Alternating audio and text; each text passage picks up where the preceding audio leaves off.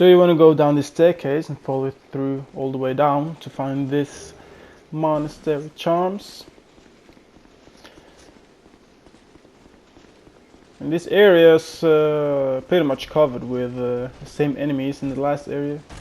These old giants, stone giants. Can be easily maneuvered by moving around them.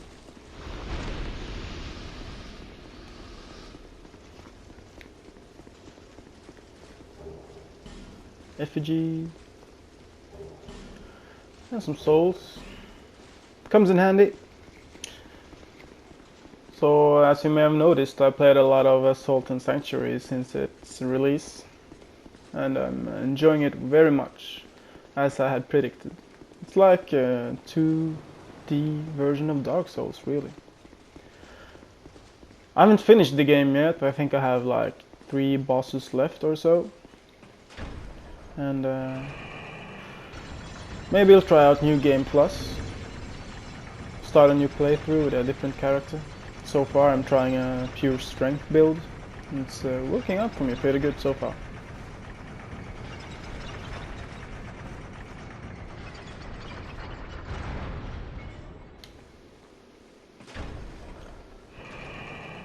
So we proceed on the lower level here, which is covered with water.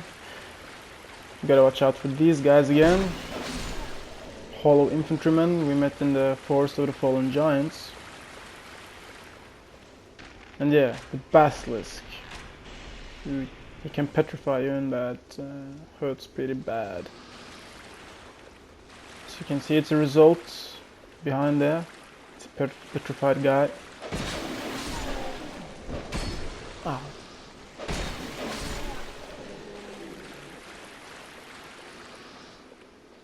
We'll use the fragrant branch.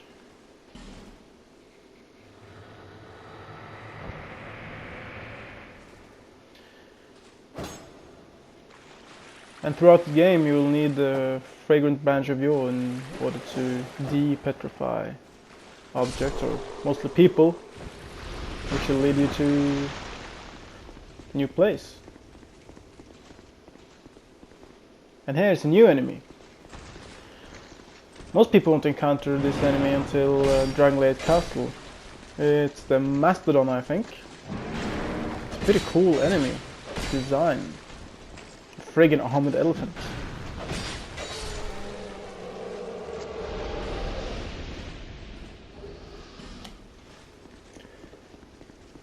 An Estus shard, and I believe this is the night set. Yeah. Which resembles the set from Dark Souls 1. It's pretty much the same. I'm using the Elite Night Helm. Pointless. This is a quite interesting gate or door, because a friend of mine told me that when the vanilla version of the game came out, that it would be a door leading to a DLC area. But it didn't in the end, though.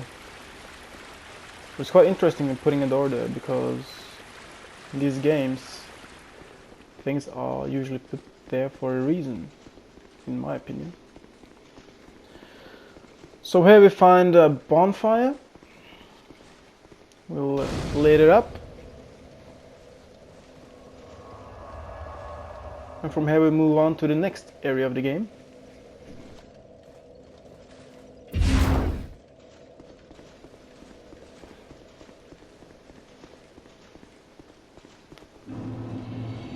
No Man's Wharf. Never really been a fan of this place, but it's pretty dark and gloomy, and then it makes for a Dark Souls feeling, you know, covered in darkness and being hit from every angle by these archers. Or the Varangian soldiers, or what I call them.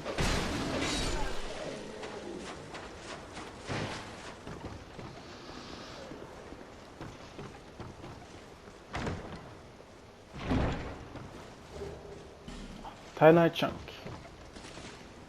That'll come in handy. Where's the archer who was supposed to be up here? Oh, there he is.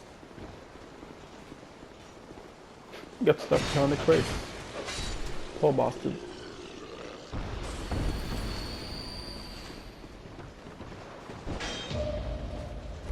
Get wrecked.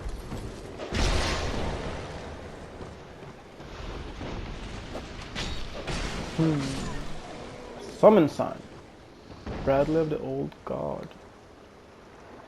We'll take Bradley with us.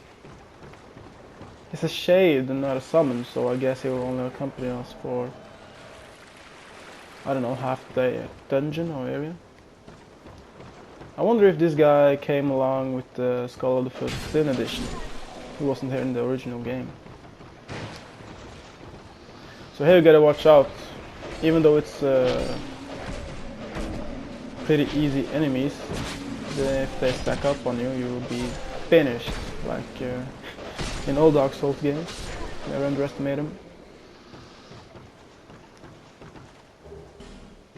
Dark Pine Risen.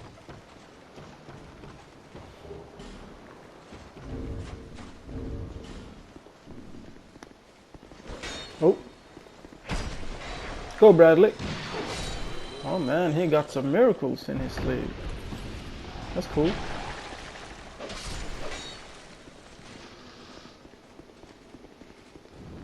Oh. You gotta watch out for these Varangians. Yeah, we got some pretty cool movesets and attack patterns.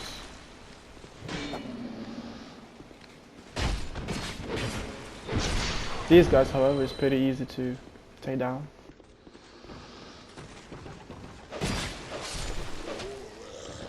So let's talk a little about Sultan Sanctuary again.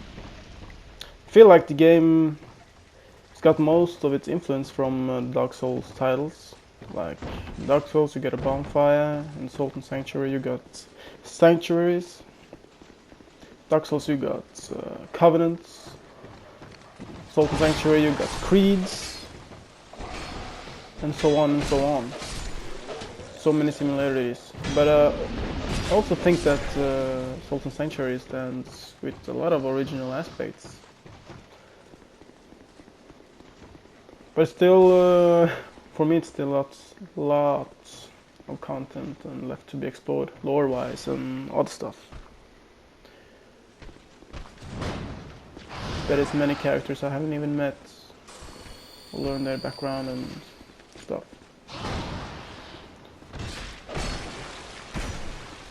Because the story all centers around an island that you're stuck on, and it's horrors you gotta defeat. And somehow a bunch of other people have ended up on that island as well. So it's pretty interesting. I guess I'll explain further when I finish my first playthrough. So these guys can be a hassle. Well, there we go, Bradley is leaving us. Thank you for your help, Brad. We'll take it from here. Yeah, that enemy we fought inflicts the bleeding effects if it hits you too much. And they're pretty weak to fire. So our pyromancy will do well here. Oh. I remember these guys wrecking me like a scrub when I first came through here. I always tried to evade them. We'll just play it safe for now. Try to get some damage in with the arrows. And that was the last time. Let's try with some fire. Let's try blast them all.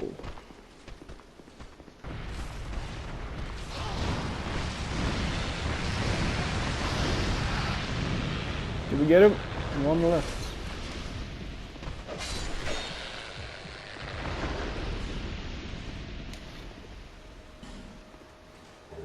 So yeah, you can try the torch. They will back off if you flash it, hold it in front of them. So it's important to remember that they'll blast through this wall if you're not careful, and you'll get hit. and you also find one up here. That guy.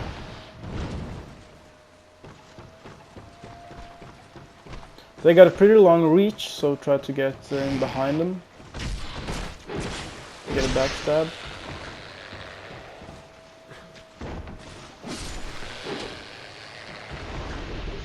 There used to be an NPC here named Gavlan. Gavlan the dealer? But he's moved his location after Skull of the Frost Sin. So I always remember that one of these chests was a trap. I guess it's this one. For walkthrough purposes, I will show it. Yeah, so watch out for that.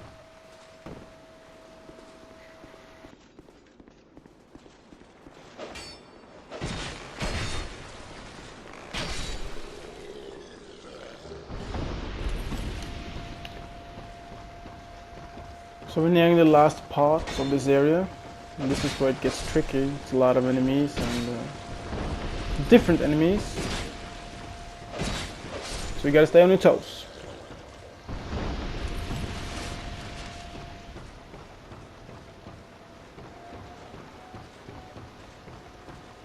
You pull this lever, and you see the ship in the background will like activate.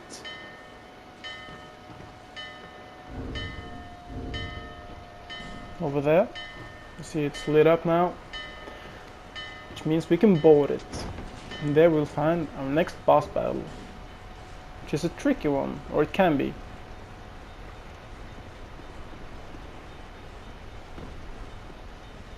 And around here there's a new enemy.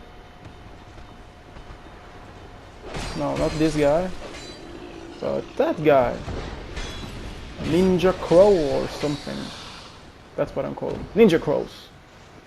They dropped the shadow gear, and I think they came along with Skull of the First Sin too. We weren't here before. It's a pretty cool armor set, really.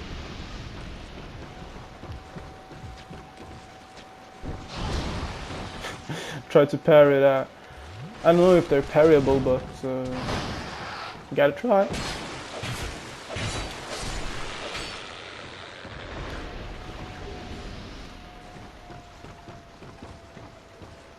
Ooh, fire arrows. They'll come in handy. Let's put them to use right away.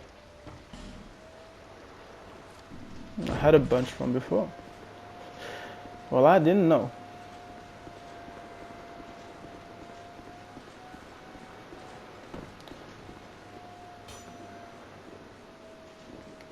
There's a shortcut.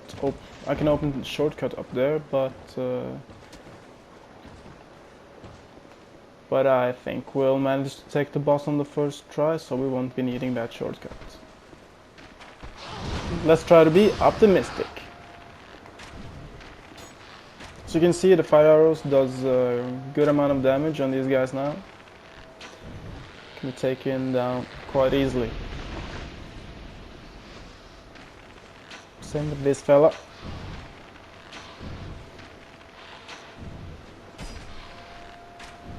Something's hitting me. Oh. Challenger arises. So see, the fire arrows does good damage on the Varangians as well.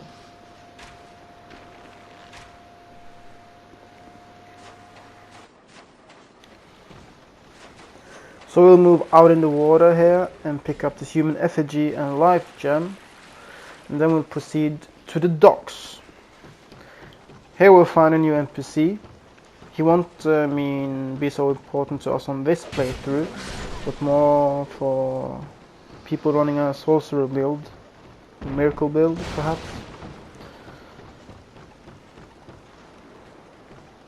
This guy. I sense power. Very well. From the I am Carillion. No, do not be a What the hell? This guy hitting me on range. The nerve, man. Just gotta dispatch him. Hitting me and shit while I'm explaining. So this is Carhillion of the Fold. He's like a sorcerer master and teaches sorcerer spells and sells some sorcerer related items. You can also upgrade your Pyromancy Flame here, but we won't be needing that as we have upgraded to its max potential. So you can see here he sells some items like spell recover items, some rings, and not miracles, sorceries. One day, Mike. Definitely a nice guy to talk to if you're running a sorcerer build, but we're not, as we're running a strength / dex / pyromancer build. Kind of an all-rounder, this character, but makes for a strong character for many occasions. Whoops. So on this ship you gotta be a little careful, because there is a lot of enemies here. As you can see, they jump out on you. I'm gonna watch out that you don't get jumped by everybody at the same time. It's better to be safe and slow than rushing into it. Slow is smooth, and smooth is fast.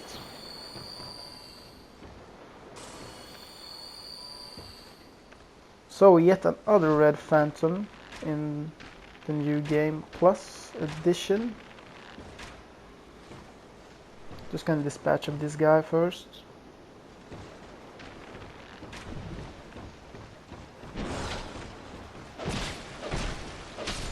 Like that. And then it's time for the red phantom. Looks like he's wearing what's it called again? The ores set.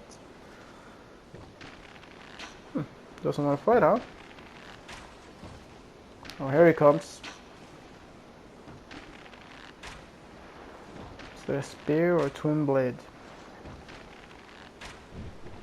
Alright, let's try to take him on. Whoops.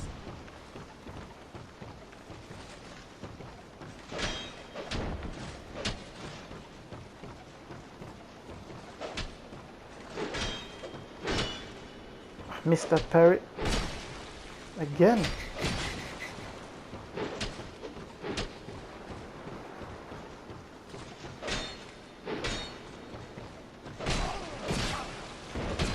Oh man. At first I didn't think it was that hard, but it seems that if he gets a hold of you in his 10 attacks, you'll be screwed. Oh man. Did he just... almost broke my 3rd dragon ring. Man, if that gets broken, I'm gonna have a hard time.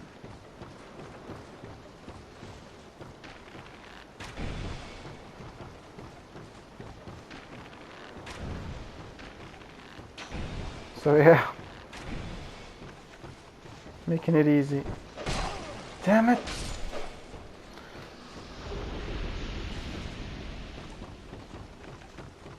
Not the best of fights I've had against the Phantom, but he went down. Next on the menu is the boss battle. He's behind this fog gate.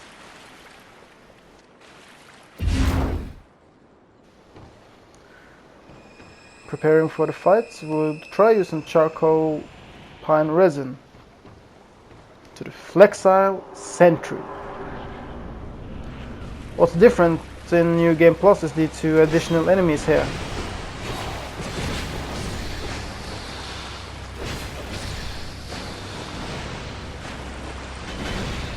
Yeah, those ads can be very troublesome if you don't dispatch them early.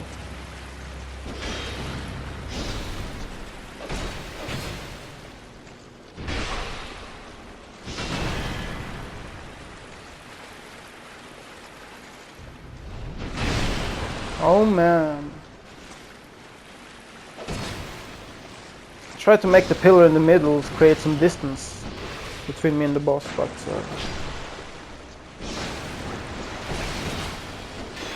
He's got a wide variety of attacks as he's using different weapons, dual wielding as well.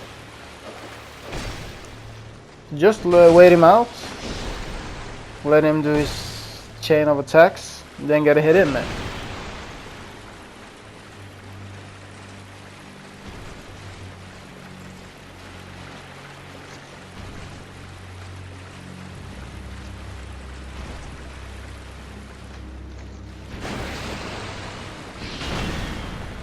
Neat boss design, I must say.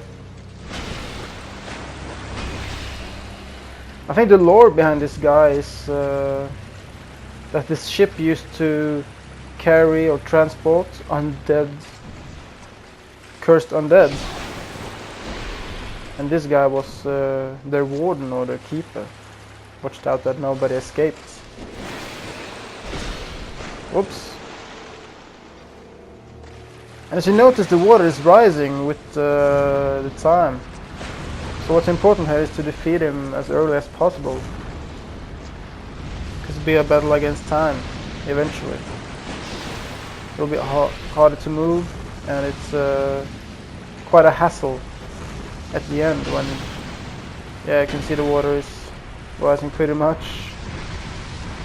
And I'm soon out of time. And as always, I want to finish a boss with blasting with pyromancy. Oh man.